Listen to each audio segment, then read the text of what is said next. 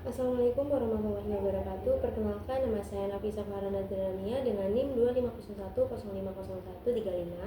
Saya dari Rombel C dan di sini saya akan membuat video untuk melengkapi tugas UTS Psikologi Perkembangan. Yang pertama adalah pengertian psikologi perkembangan. Psikologi perkembangan adalah cabang psikologi yang mempelajari perubahan dan perkembangan seperti perilaku, kemampuan, serta karakteristik individu sepanjang rentang kehidupannya, seperti sejak masa konsepsi, bayi, anak-anak, remaja, dewasa, hingga lanjut usia.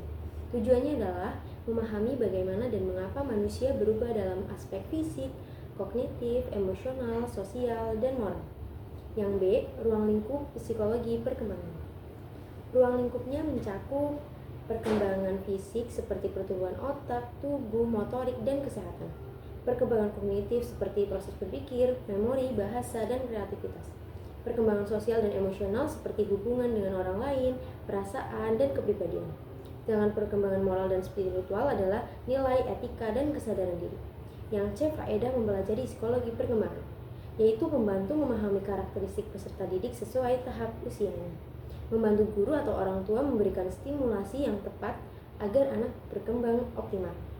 Lalu mencegah atau mengatasi masalah perkembangan sejak dini, menjadi dasar dalam perancangan pembelajaran yang efektif dan sesuai kebutuhan individu. Untuk yang D, pengertian pertumbuhan dan perkembangan.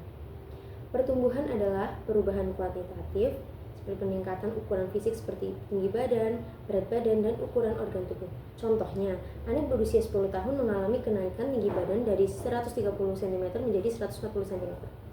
Perkembangan adalah perubahan kualitatif, peningkatan kemampuan, fungsi, dan kematangan psikologi. Contohnya, anak belajar berpikir logis, bisa membaca, memahami aturan, atau mengontrol emosi. Ada tahap-tahap perkembangan individu. Menurut teori umum, misalnya Piaget dan Erikson, tahap perkembangan meliputi yang pertama masa bayi 0-2 tahun, yaitu belajar berkoordinasi gerak dan mengenal lingkungan. Yang kedua masa kanak-kanak awal 2-6 tahun, berkembangnya bahasa, imajinasi, dan kemandirian awal. Yang ketiga, masa kanak-kanak tengah atau SD 6-12 tahun, yaitu mulai berpikir logis konkret, perkembangannya keterampilan sosial. Nomor 4, masa remaja 12-18 tahun, yaitu pencarian identitas, perkembangan emosi, dan berpikir abstrak. Kelima, ada masa dewasa awal, yaitu perkembangan tanggung jawab, karir, dan hubungan sosial lebih kompleks. Yang F, ada konsep kecerdasan. Kecerdasan adalah kemampuan seseorang untuk belajar dari pengalaman, beradaptasi dengan lingkungan, serta memecahkan masalah secara efektif. Menurut Howard Gardner, terdapat beberapa jenis kecerdasan atau teori kecerdasan majemuk, seperti linguistik atau bahasa, logis matematis, visual spasial, kinestetik ada mustikal, interpersonal, intrapersonal, naturalis, eksistensial, dan yang G, perkembangan kognitif dan bahasa. Perkembangan kognitif yaitu proses bagaimana anak belajar berpikir, memahami, mengingat, dan memecahkan masalah. Menurut Piaget, sensori motor 0-2 tahun, praoperasional 2-7 tahun, operasional konkret 7-11 tahun, operasional formal tahun. Perkembangan bahasa, berkemampuan untuk memahami dan menggunakan simbol verbal, dipengaruhi oleh interaksi sosial, stimulasi, dan pengalaman belajar.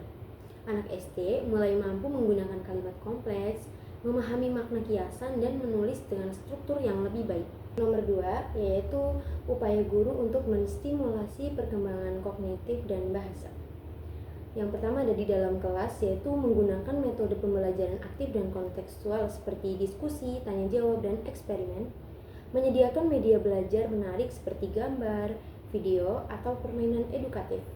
Lalu mengajak siswa membaca dan menulis kreatif secara rutin, memberi tantangan berpikir teka-teki, problem solving, dan proyek kelompok.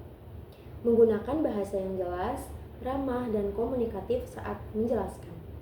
Lalu memberi umpan balik positif agar anak berani berbicara dan mengemukakan pendapat. Untuk yang B, di luar kelas, yaitu mengadakan kegiatan literasi seperti pojok baca, lomba membaca puisi, dan drama.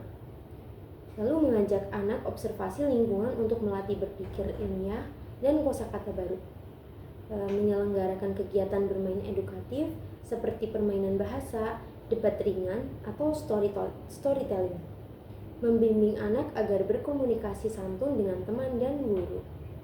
Untuk nomor 3, mengapa ada perbedaan antar anak dan cara menyikapinya? Yang pertama, penyebab perbedaan. Yang pertama adalah faktor herediter atau genetik, bawaan dari orang tua seperti potensi, kecerdasan, atau bakat. Yang kedua ada faktor lingkungan karena stimulasi dari keluarga, sekolah, dan masyarakat. Yang ketiga ada faktor gizi dan kesehatan, yaitu nutrisi mempengaruhi fungsi otak dan energi belajar. Yang keempat ada faktor kesempatan belajar atau anak yang lebih sering diberi pengalaman belajar akan berkembang lebih baik. Yang kelima ada faktor psikologis dan sosial, yaitu kepercayaan diri, motivasi, dan dukungan sosial juga berpengaruh besar.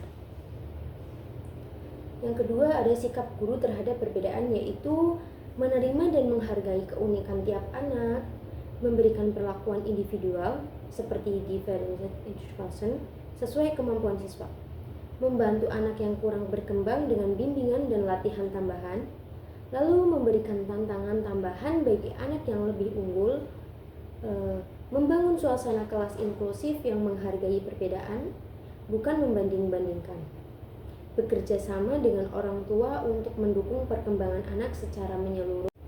Sekian dari video saya, kurang lebihnya mohon maaf. Terima kasih. Wassalamualaikum warahmatullahi wabarakatuh.